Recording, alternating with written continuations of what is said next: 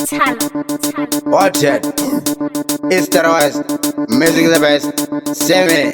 Yo, brother. Me go bad. Yeah, it's a big tune out of Barry.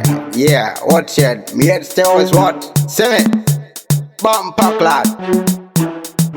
What yet? Musoro unopisa ndazigaba nzvimbo zvatotyisa saka uchiona ndende nomisa matsaka ndomamisa hapana nomisa. What yet? Musoro unopisa ndazigaba nzvimbo zvatotyisa saka uchiona hapana nomisa matsaka ndomamisa. What yet? Ndakaoma musoro panyika ndini ndakatanga rovanyoro saka uchiona mabhambi ndatakudza mutoro panyika ndinoremba ndefuti ndino well hapana nomisa hapana notyisa hapana nopisa hapana novhara zvandavhura goma ndoruva baba ndakakura achet. What yet? Musoro unopisa ndasvika panzvimbo zvakutotyisa saka uchiona ndende nomisa matsaka ndomamisa hapana nomisa. What yet? Musoro unopisa ndasvika panzvimbo zvakutotyisa saka uchiona hapana nomisa matsaka ndomamisa.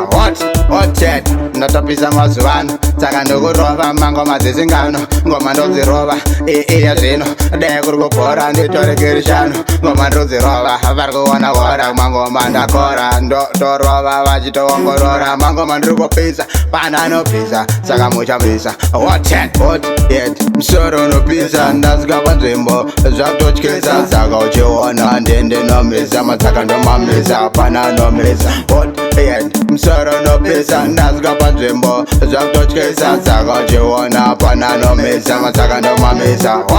What yet?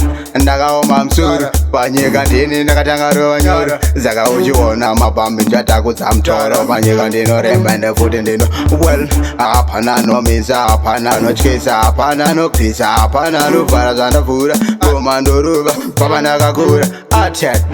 What yet? Musoro unopisa ndasvika panzvimbo zvakutotyisa saka uchiona ndende nomisa matsaka ndomamisa hapana nomisa. What yet? Musoro unopisa ndasvika panzvimbo zvakutotyisa saka uchiona hapana nomisa matsaka ndomamisa.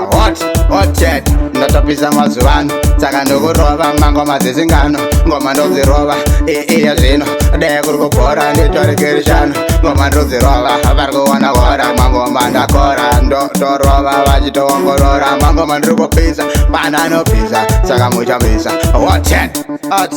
Semi yo shango mi brother semi alakapa semi yo DJ Lino things zero in Ambare semi out yet future looking bright yo semi yeah.